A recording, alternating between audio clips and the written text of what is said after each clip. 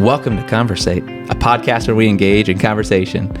And on this episode, I, Pastor Kevin, am sitting down with Alex Dewald for his second Conversate debut. And in this conversation, we're going to talk about Psalm 48, but we're also going to move around the scriptures a little bit to see how they both connect to our lives and also how some of the strange themes and pieces of the Old Testament ultimately find their fulfillment in Jesus.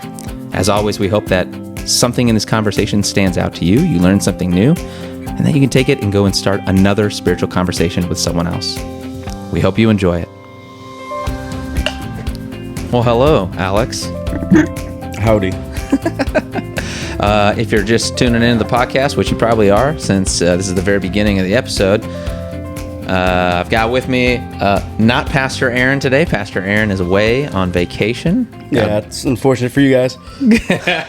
Well, I was just going to say, we're here on the brown couch. We're here on 2/3 of the brown couch. This is also a reflection of Aaron's absence. I'm not as good of a cameraman. So yes, today's episode may feel a little different, as it should, because we've got different people in the body of Christ, and one of them is Alex Dewald. Now, Alex, just as a way of introduction, he's been on this show before, but just once, way back on episode 203? Yep. 203. And he's back again. He shared quite a bit more, I think, of his own journey in that episode. Am I remembering that right, Alex? Yeah, it was about it was about me pretty much. Yeah, so if you want to get like kind of the longer version of Alex Dewald and maybe his spiritual formation over the course of his life and more recently, check out episode 203. But Alex, you want to share with people just what's going on with Alex Dewald in the present? Not much really. I mean, work. Where are you working? Work at Michigan Tech right now. It's pretty fun. Do all kinds of stuff. It's not boring, so that's cool. And what are you doing at Michigan Tech? Paint the picture for him a little bit. All kinds of stuff. Right now we're doing like waxing the floors and carpet cleaning and some painting and this and that, and whatever my boss says, that's what I do. That's what you go do. So you're all over the campus, different spaces, improving the functionality of the buildings. Try to keep up on things. Yeah, that's about it. It's a big campus. Yes. And how long you been over there? Over 2 years now. Over 2 years. Right on. Anything else going on you want to share? A little bit of summer school, because I also go to tech as well. So that's been fun. It's online, so it's different. I like it. I like it a lot better than going in person, but... Yeah, I guess I had a little taste of that at the very end of my seminary career is when the pandemic hit. So I have like half of a semester of digital learning. But it was kind of rough going at that point because a lot of people really had no idea what to do. It's been smoothed out a lot since then, I think. And people know what they're doing, and it's, I find it easier, but maybe that's just me. And what are you studying over there? Right now, well, my one class is about the history of the automobile. That was like the only history class I thought was interesting. So, but I gotta figure out what my major is. I might be changing it up here soon. So yeah. Well, very good, man. Yeah. Blessings on the summer course. Yeah, history of the automobile. That seems like it'd be right down your lane. No pun intended. Actually, pun heavily intended. I don't know if it hit. That was terrible. Yeah. Hey, they were warned. There was a disclaimer at the very beginning of this episode. So we got Alex on the show here, and the season of life in which we're getting together and conversating right now at our church is in a season of studying the Psalms. We're doing this Summer in the Psalms. So looking at various Psalms within, the Psalter, which is like the formal name for the whole book of Psalms. So there's 150 Psalms, and they don't have, like formal categories is what I'm discovering. Like in my own study and preparation for this sermon series, we're using a one list of different categories of Psalms, but I've been reading, different guys and finding out, like people categorize the Psalms differently. And basically the idea is there's lots of themes or styles that show up in the Psalms that you can categorize. So just so you know, there's not a formal categorization, but we've been following our categories, and so we've looked at Psalms of Lament, we've looked at Psalm of Liturgy, Psalm 118, we've looked at, what else have we looked at? Lament, trust, I think. Imprecatory Psalm was one in there. That was divine judgment. That was a doozy. But most recently here, this past Sunday, we looked at Psalm 48, which is one of 5 Psalms of Zion. What'd you think of Psalm 48, Alex? It's different, I think, because it's like about the city, right? Mm-hmm. It's about the city of Jerusalem and Zion, the hillside and all that. Yes, exactly. But like if you really dig into it and like you start doing some research, there's like more to it. But I found it interesting once you did that. Yeah. Well, in like that term Zion, so one of the points that I kind of made early on in the sermon asked about just familiarity basically with Zion, right? Was that a term you were familiar with prior to going into that? Zion? Mm-hmm. Yeah. Yeah. Okay. And what was your experience, or what did you know about Zion prior to going into Sunday? I thought, well, what I thought it was the mountain of Zion where God was, or where, I don't know, like he'll come back or something like that. That's really all I know about. Yeah. So you'd heard the word Zion, you associated it with the presence of God and with a mountain. Right. All accurate, right? Because that Zion is so Zion is a section of Jerusalem, but it's kind of a fluid term, which was something I didn't realize. So it's not like one definite specific location. Right. It kind of gets used in the scriptures to talk about the presence of God, because Zion, well, to go back to the earliest, Zion was a Jebusite settlement. So it's like a stronghold that the Jebusites, which is one of the enemies of ancient Israel, they built, and then David conquers it. So when the Israelites come in the promised land and they're receiving the land from Yahweh, and they receive it through military effort, though, they fight against, the Canaanites and the Perizzites and the Hittites, but you hear about the Jebusites.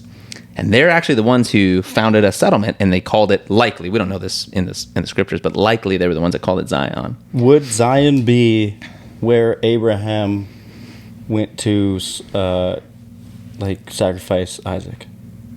I'm not certain. Mount Moriah comes to mind, but that's not a strong answer there from on my side. I'm not certain which mountain that is, or if it's named even. Yeah, the mountain that he climbs. But they do associate it with Jerusalem. Yeah, well, because what happens on that mountain with Abraham and his son Isaac prefigures, right, what's going to happen with God's own son. Right. And this is it's a sacrificial setting, and so all of that would connect with the idea of Zion, because part of Zion is the idea of the temple, which is where the sacrifices would happen. Yep. So, but yeah, Zion. I mean, I didn't even think about it, to mention it in the sermon time, but there's churches named Zion in our town, even. Mm-hmm. So it's not an uncommon name, but maybe what it precisely means is a little bit vague, I think. Yeah. That was always my experience going through the scriptures. Yeah. So we talked about Zion, and this is something you're bringing up even, Alex, by talking about Abraham and Isaac. There's a tool in reading the scriptures called Christology, which is where we see Jesus in all of the scriptures, not just the New Testament and the Gospels where it talks about Jesus, but we believe that all of the scriptures ultimately are concerned with the person of Jesus. And so by referencing Abraham and Isaac, that's what you're doing.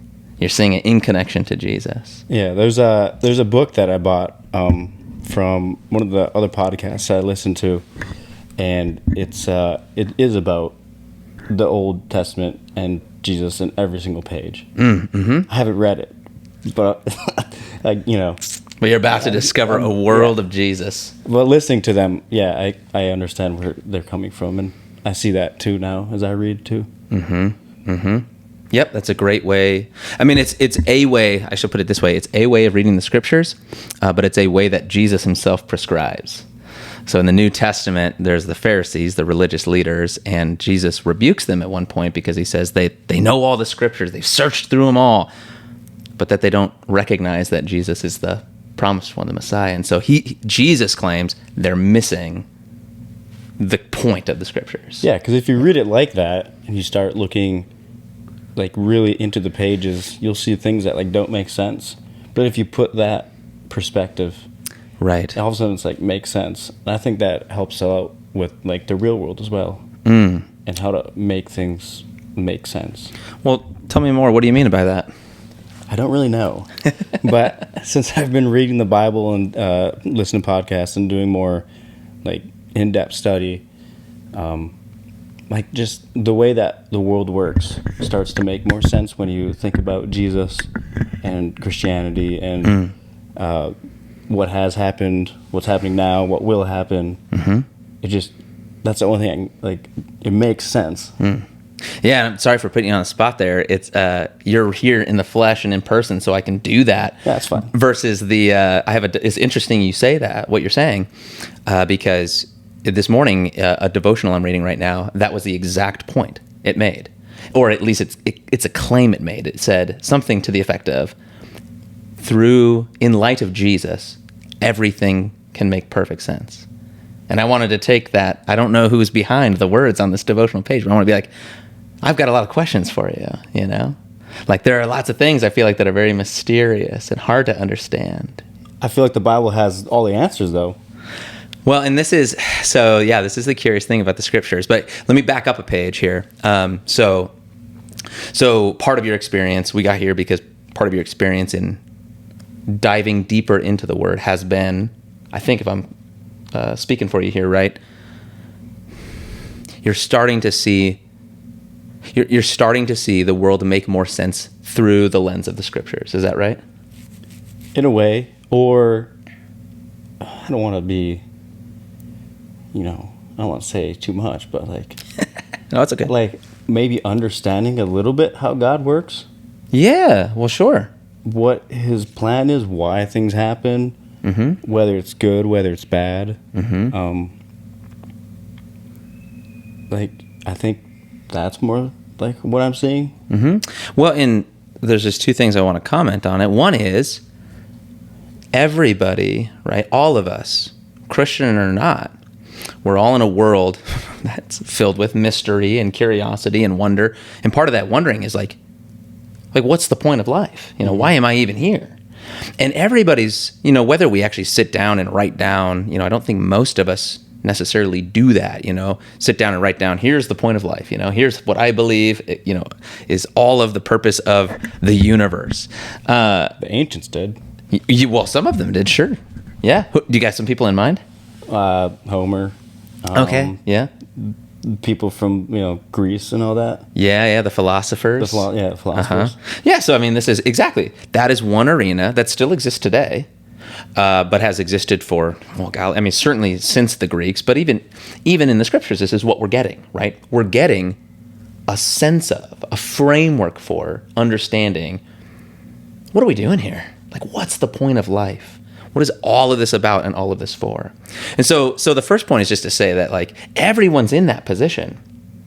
And maybe most of us, many of us, we don't necessarily know, or could we articulate, our own answers to that question.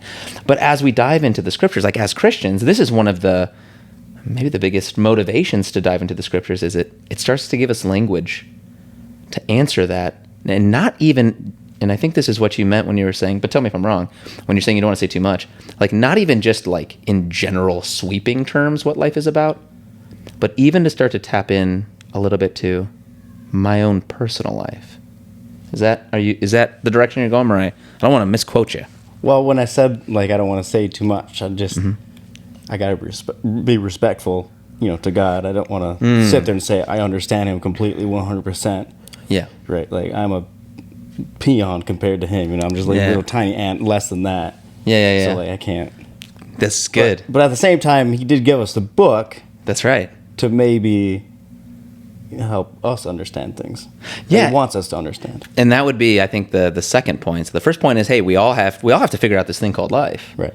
The second point would be, for the Christian, and this is kind of what you're maybe seeing and experiencing more and more in your own Christian growth in life, is we're not left to figure it all out on our own.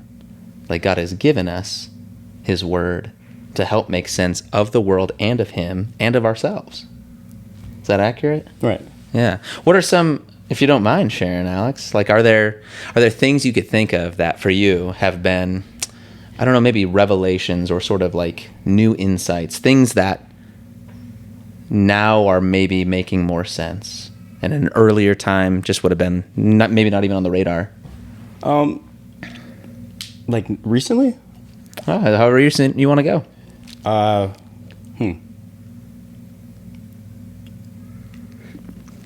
Well, I guess I could go with that one story I told you when I was a teenager, and I was trying to figure out what life was or what I was doing, and I just remember watching that one scene of the Passion of the Christ where he's on the cross or whatever. Right? He's all bloody and everything, and then I remember just like getting this weird feeling of like I was there. Like I was on the cross and I looked out and I saw everybody. Like the whole world. And I understood why I was there. Like it just made sense why I would have to die to save those people because I care about them. And it lasted about 5 minutes, and I've never since then had that same type of feeling before. But like everything that could possibly make sense made sense in that one moment. So there's that. If you want to go more recently, comes to suffering. When it comes to suffering, I understand how that works, why that works. And one thing I've been kind of telling myself is when I'm suffering, or if I see suffering out there, is what can I learn from this? Like what can I put into practice that can either make this better or help me understand why this is happening? Because sometimes we suffer and it has nothing to do with us. Okay. And yeah, go on. Our suffering will help other people that we won't even see. But maybe, when in the end times and we get, they'll come up and be like, oh, that one thing that you did, whenever it helped me out, and look at me now, I'm in heaven with Jesus. I'm like, Yeah. So two things. There's always like a bigger picture, I think. Yeah. You reminded me just then in talking about suffering. There was a woman in our congregation a number of years. Maybe you knew her, Jen DePoit. Yeah. Yeah. So Jen DePoit, longtime member of this congregation. I mean, here before I was. And did she pass away? She has passed away. Yeah. I think she was one of my teachers. Is that right? Yeah. Like Sunday school teachers, or like at a local school? She was like the computer teacher, maybe. Oh, interesting. Yeah, elementary school. I don't know all of the contours of Jennifer's life. I know that she was like very involved in Love Inc., which is a local ministry. She was, I think, the executive director of that.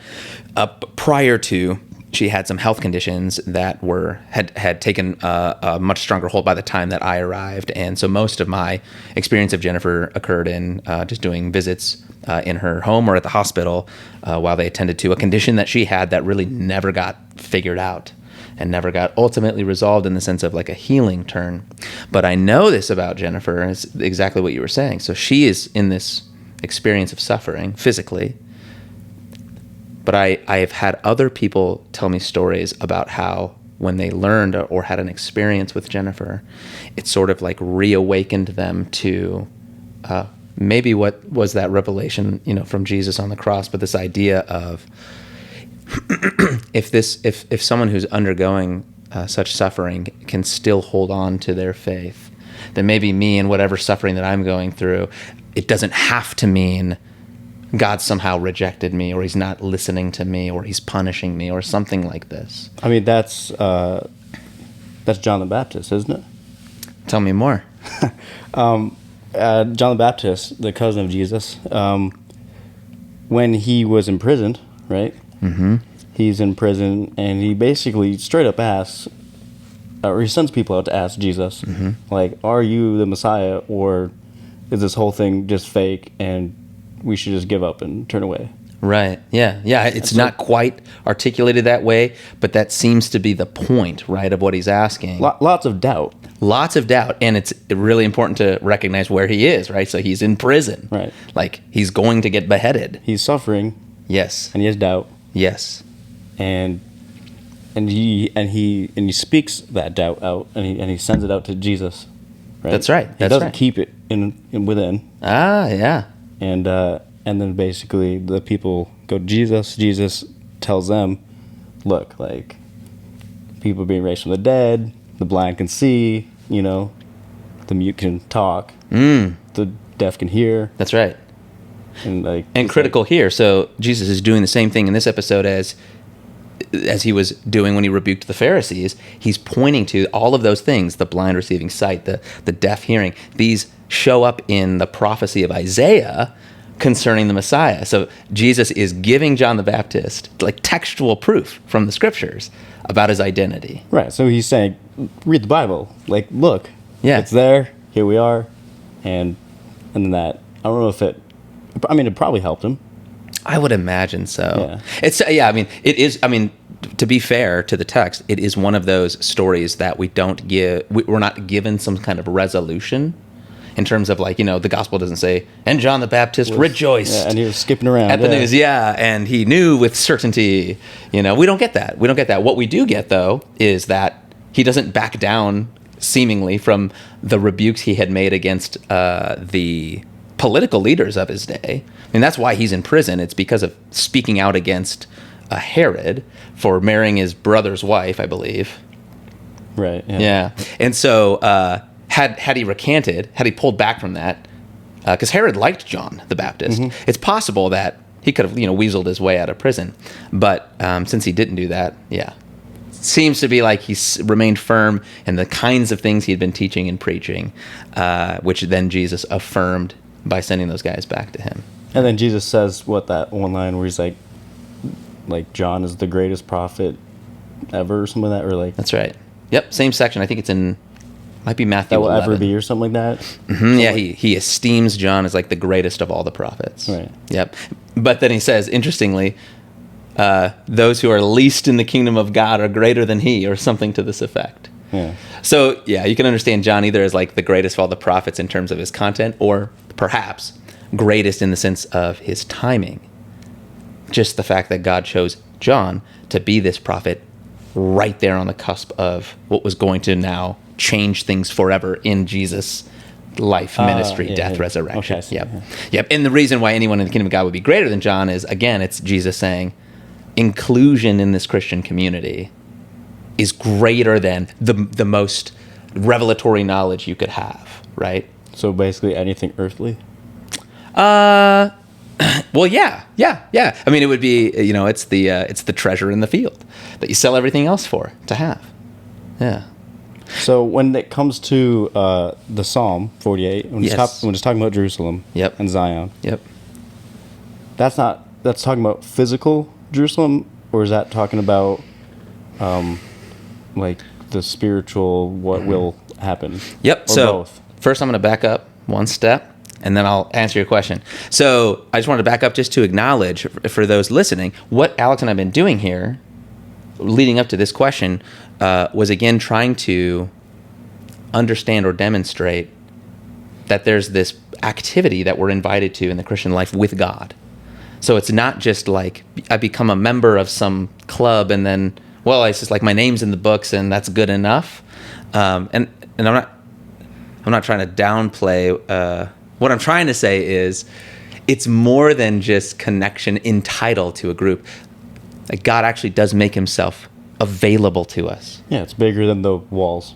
This is a phenomenal thing that God would avail himself to the common man and common woman. In the Old Testament, that wasn't the case. In the Old Testament, right, God availed himself to the prophets, and they spoke on behalf of God. Or God, made himself known through the priests, and they were the ones who kind of carried out ritualistically God's activity. But in these days, Jesus has spoken to us by his Son and still speaks to us today. So that was part of the sermon, was like this kind of welcoming into, like, hey, you're a Christian.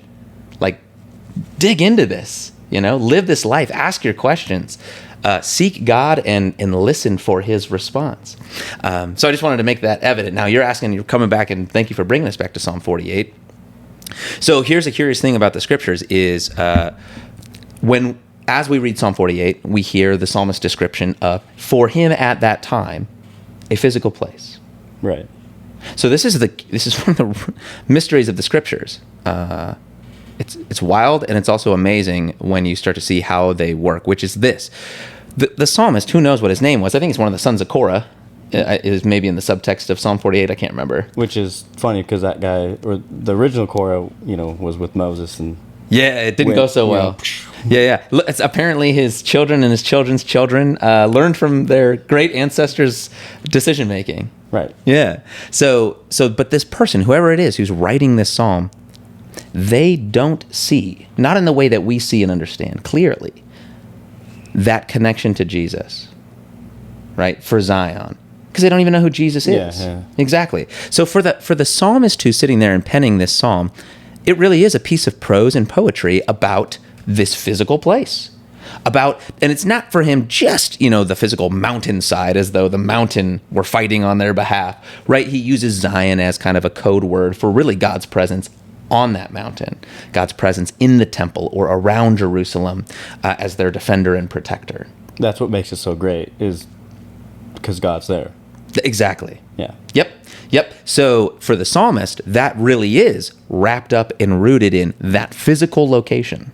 This is why it's so despairing for them when the Assyrians come in and the Babylonians come in and they're cast out of Jerusalem or the temple's destroyed, right? This is devastating for this people because their whole sense of God's presence with them is wrapped up in that location. Right. Yep. So that's devastating. Now, the difference or the amazing thing about the New Testament is when Jesus comes along, he starts making all these claims about himself, including the temple's no longer the place where God is going to reveal himself and his presence is going to show up. Rather, I am that temple.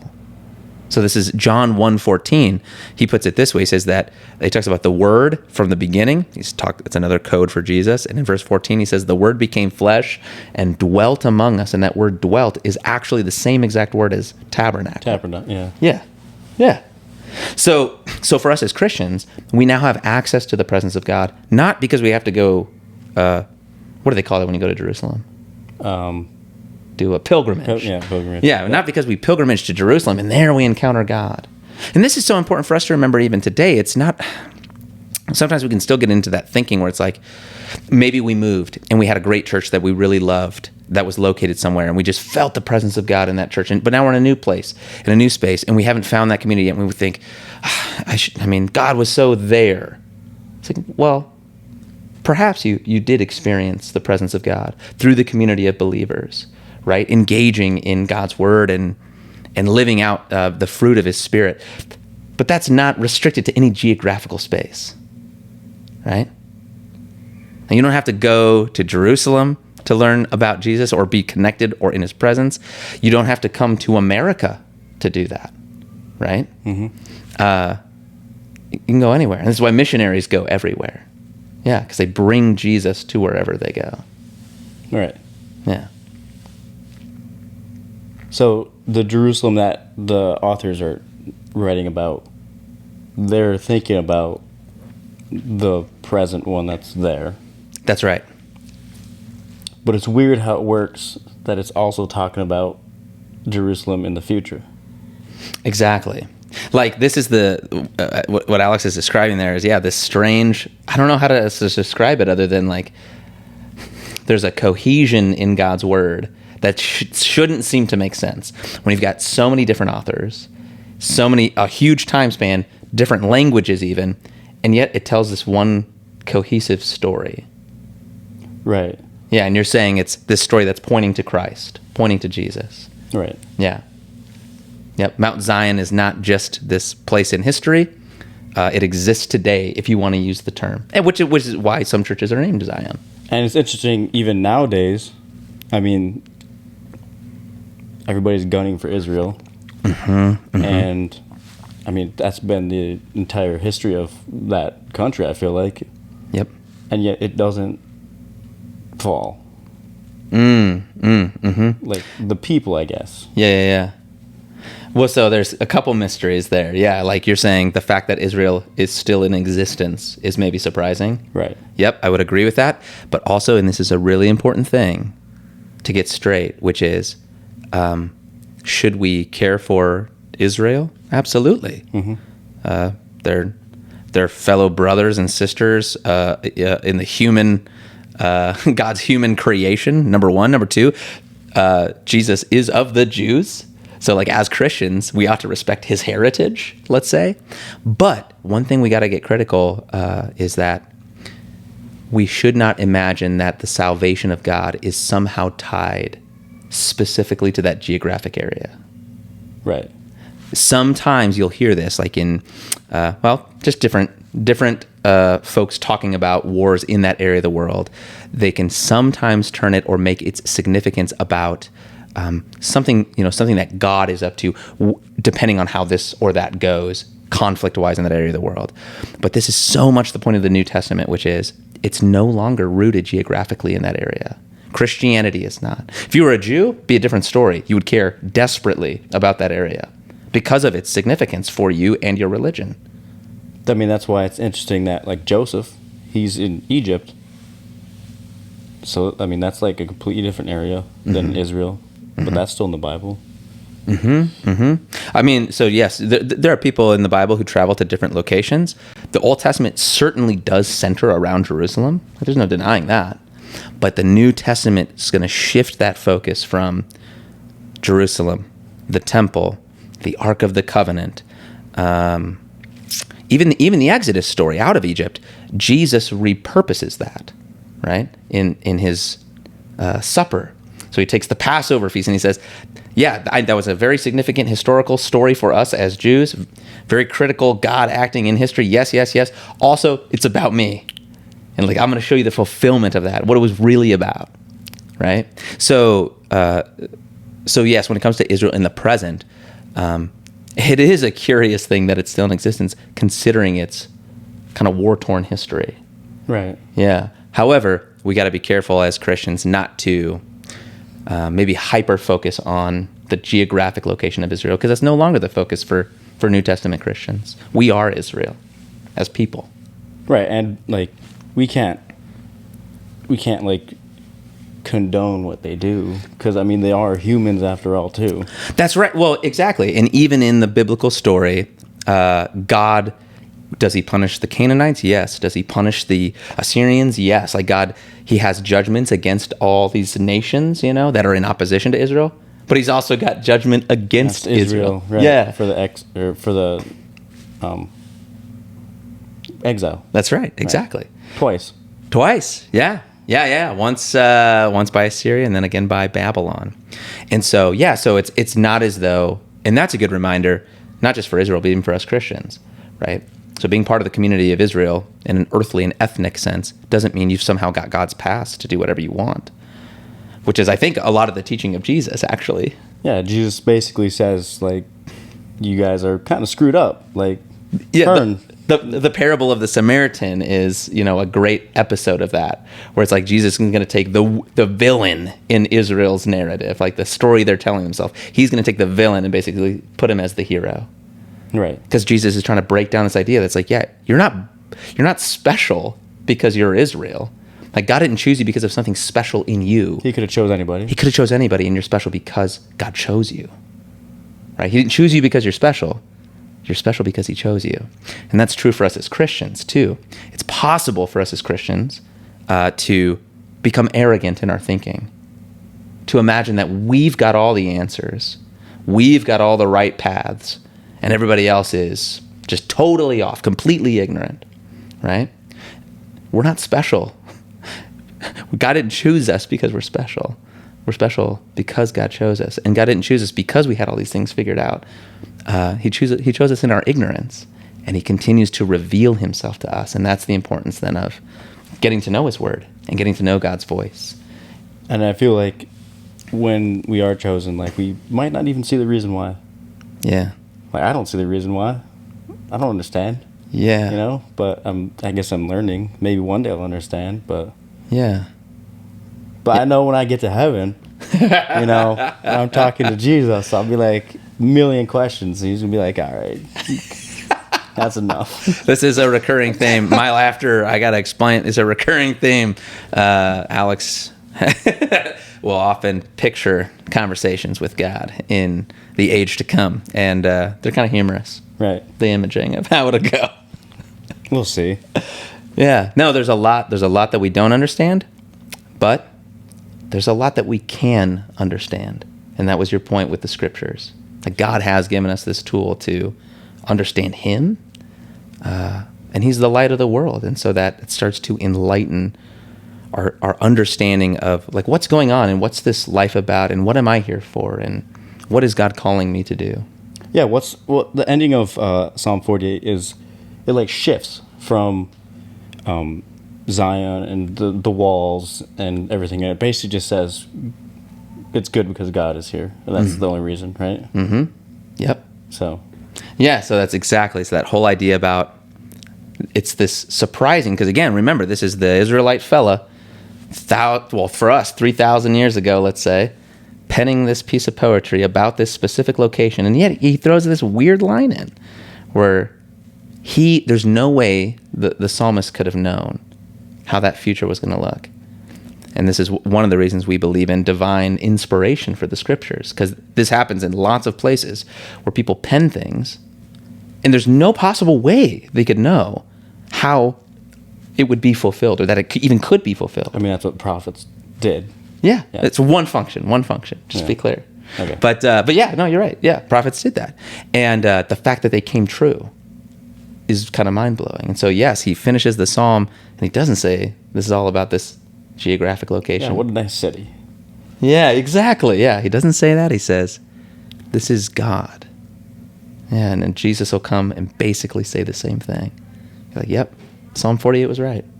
It's not about that place. It's about me. Yeah. Well, hey, as we wrap up this episode, thank you, by the way, Alex, for this. We kind of drove around some different biblical contours. But why don't you leave us with, Alex, what's in this whole Psalm series, checking out kind of different Psalms, and you can expand it beyond that if you have other experiences with the Psalms. What's just one thing that you'd be like, you know what? Like if you're not familiar with the Psalms, here's something that I like about them, or that I think would be cool if you went and checked it out. I think it's interesting that a lot of the Psalms are about lament and like, wow, stuff is pretty bad, and like I'm not gonna keep that internal. I have to like talk to God about that. So it's almost like prayer. So I guess the one thing that I take away from this is, I don't know, it's okay to tell God how you really feel. Yeah. It's its own like psalm basically. Yeah. And like everything will work out in the end. So I know it's a hard thing to say, but like, don't worry. Yeah. Well, that's wonderful. I'm going to ditto and echo that, Alex.